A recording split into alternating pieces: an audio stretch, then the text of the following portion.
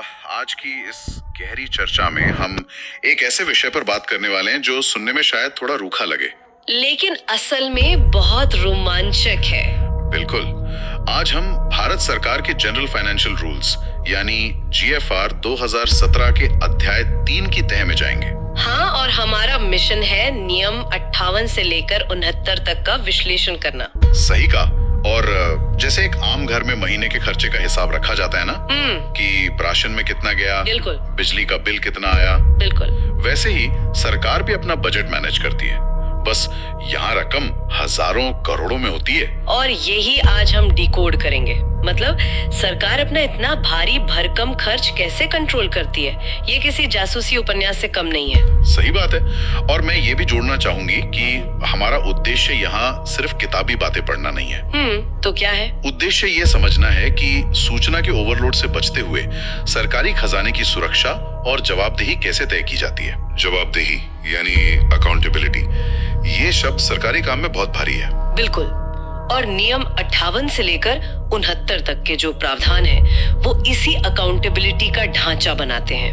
तो चलिए इस जटिल ढांचे के पहले हिस्से से शुरुआत करते हैं। इसे हम खर्चे पर नजर रखने वाले चौकीदार का नाम दे सकते हैं। ये अच्छा नाम है। नियम 58, 59 और 60 इसी चौकीदारी के बारे में है। हाँ, तो नियम 58 की बात करें तो ये लायबिलिटी रजिस्टर के बारे में बताता है। ये बहुत अहम कॉन्सेप्ट है। इसके अनुसार हर खर्चे पर नजर रखने के लिए एक कंट्रोलिंग ऑफिसर होता है। सही। और अक्टूबर महीने से हर महीने फॉर्म जीएफआर 3A में एक स्टेटमेंट लिया जाता है। हाँ, और इसके साथ ही फॉर्म जीएफआर 3 में एक लायबिलिटी रजिस्टर मेंटेन करना जरूरी होता है। अब यहाँ एक सवाल उठता है, ये रजिस्टर सिर्फ एक आम बही खाते जैसा तो नहीं लगता? बिल्कुल नहीं, ये किसी साधारण एक्सेल शीट से कहीं ज्यादा है। वो कैसे? देखिए, अगर हम इसे एक उदाहरण से समझें, मान लीजिए कि कोई मंत्रालय एक नया हाईवे बना रहा है।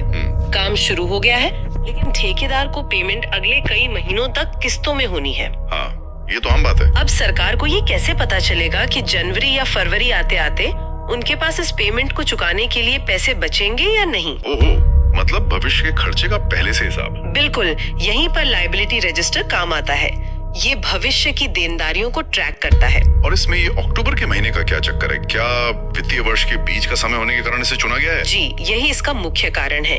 वित्तीय वर्ष अप्रैल में शुरू होता है। हाँ। अक्टूबर तक आते आते साल के 6 महीने बीत चुके होते हैं। मतलब आधा साल खत्म। और ये वो समय है जब शुरुआती योजनाएं जमीन पर उतर चुकी होती हैं। हाँ। और असली बिल आना शुरू होते हैं। तो अक्टूबर से हर महीने स्टेटमेंट मांगने का मतलब है कि सरकार एक अर्ली वार्निंग सिस्टम चालू कर रही है। एकदम सही शब्द इस्तेमाल किया आपने।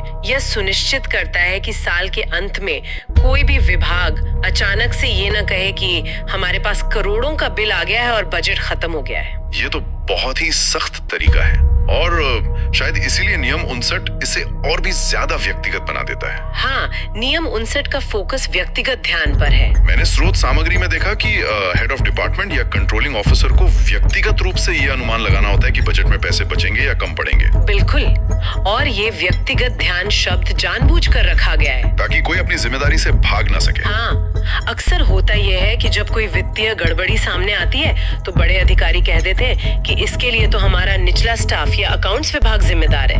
बहानेबाजी।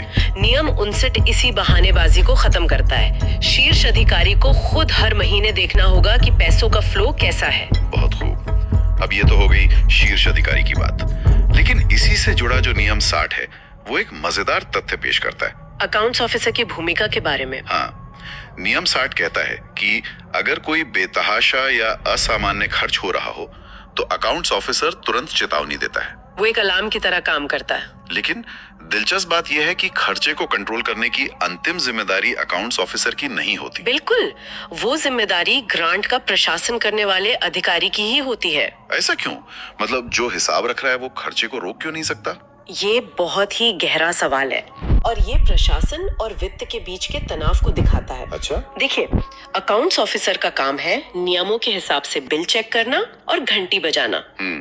लेकिन दूसरी तरफ प्रशासनिक अधिकारी है जिसे प्रोजेक्ट पूरा करना है। हाँ, काम तो उसी को करवा के देना है। तब विभाग तेजी से पैसा खर्च कर रहा है तो अकाउंट्स वाला रिपोर्ट करेगा, लेकिन प्रोजेक्ट को रोकना है या नहीं ये फैसला प्रशासनिक अधिकारी लेगा। ये तो चेक एंड बैलेंस का बेहतरीन उदाहरण है। बिल्कुल, निगरानी करने वाला और फैसला लेने वाला दोनों अलग अलग हैं। तो अब यहाँ से एक स्वाभाविक सवाल ये बनता है कि अगर बजट खत्म होने वाला हो तब क्या होता है? तब हम नियम 61 और 62 के दायरे में आ जाते हैं। बजट की सीमाएं और मार्च रश। नियम 61 तो बहुत ही कड़े शब्दों में कहता है कि बजट से एक भी रुपया ज्यादा खर्च नहीं किया जा सकता।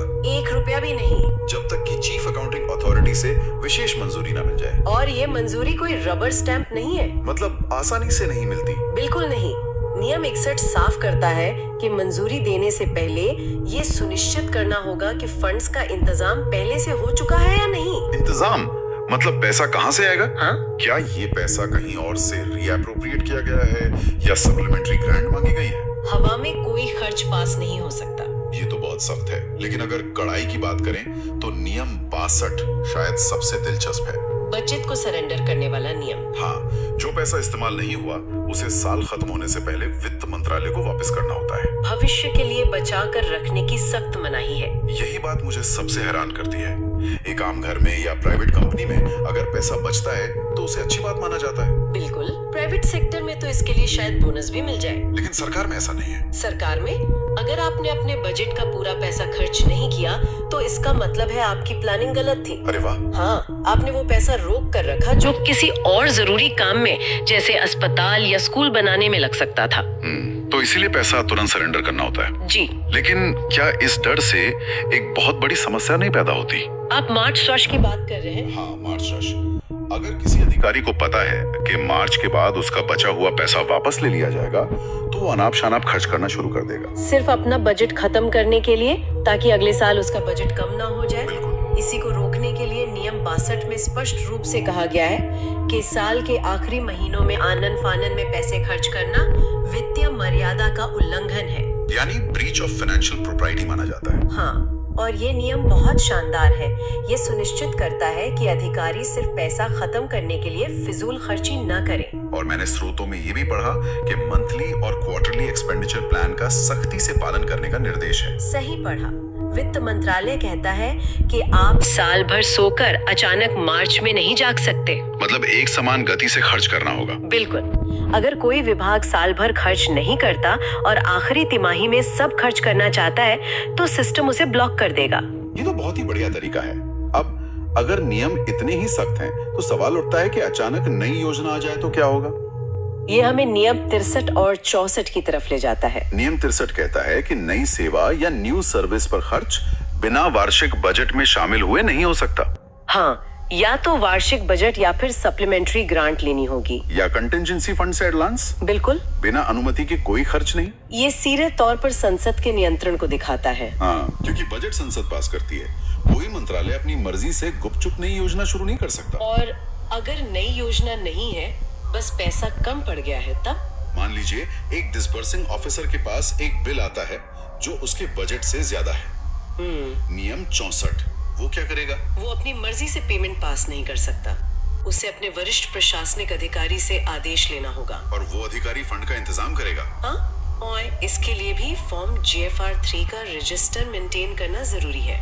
तो मतलब सब कुछ एक दूसरे से जुड़ा हुआ है। एक पूरी चेन है जिससे जवाबदेही तय होती है। अब जब फंड इंतजाम करने की बात आई है तो एक जेब से निकालकर दूसरी जेब में डालना, ये भी एक तरीका है। आप रीएप्रोप्रिएशन की बात कर रहे हैं, नियम 65। हाँ, रीएप्रोप्रिएशन। इसका मतलब है बजट के एक हिस्से, जिसे प्राइमरी यूनिट कहते हैं, वहां से बचे हुए पैसे को दूसरी जरूरत वाली जगह इस्तेमाल करना। सुनने में आसान लगता है, लेकिन इसकी शर्तें बहुत कड़ी हैं। वो कैसे? पहली शर्त तो ये है कि ये तभी हो सकता है जब पहली जगह पर पक्का हो के पैसा बच रहा है और आप उधारी का खाता नहीं चला सकते। मतलब? ऐसा बिल्कुल नहीं कर सकते कि अभी पैसा निकाल लें और बाद में कहीं और से बचने पर वापस डाल दे। अच्छा, यानी अगर एक बार पैसा निकाल लिया तो वो फैसला अंतिम होना चाहिए। बिल्कुल। इसे रिस्टोर करने के इरादे से पैसा निकालना सख्त मना है। और इसके लिए फॉर्म GFR 1 भरना होता है। हाँ, और एक बहुत जरूरी बात है। वो क्या? अगर 1 लाख रुपए या उससे ज्यादा की बचत या अधिक खर्च है तो उसका कारण स्पष्ट रूप से बताना अनिवार्य है। 1 लाख रुपए? ये तो पारदर्शिता के लिए बहुत अहम है ना? जब अधिकारी को लिखित में बताना पड़ता है कि पैसे क्यों बचे या कम पड़े, तो वो ऑडिट के दायरे में आ जाता है और इससे आगे की प्लानिंग बेहतर होती है। बिल्कुल सही। तो अब हम इस चर्चा के अंतिम और सबसे गंभीर हिस्से की तरफ आते हैं, इमरजेंसी फंड और अनिवार्य भुगतान, नियम 66 से 69 तक। ये बहुत महत्वपूर्ण हिस्सा है। नियम 66 बताता है कि अगर बजट के अंदर पैसे को रीअप्रोप्रिएट करने की गुंजाइश ना हो या कोई बिल्कुल नई सर्विस हो, तो संविधान के अनुच्छेद 115 सब क्लॉज 1 के तहत सप्लीमेंट्री ग्रांट लेनी पड़ती है। और यहाँ संविधान का जिक्र करना जरूरी है। सरकार अपने आप पैसे नहीं निकाल सकती, उसे वापस संसद के पास जाना होगा। लेकिन अगर अचानक कोई प्राकृतिक आपदा आ जाए, तब तो संसद जाने का समय नहीं होता। तब नियम 67 काम आता है, कंटिंजेंसी फंड। हाँ, संविधान के अनुच्छेद 267 सब क्लॉज 1 के तहत जो कंटिंजेंसी फंड या आकस्मिक निधि है, वहां से एडवांस लिया जाता है। तो ये फंड एक तरह से सरकार का इमरजेंसी ग्लास है, जिसे मुसीबत में तोड़ा जाता है। बिल्कुल, लेकिन ये एडवांस हमेशा के लिए नहीं होता।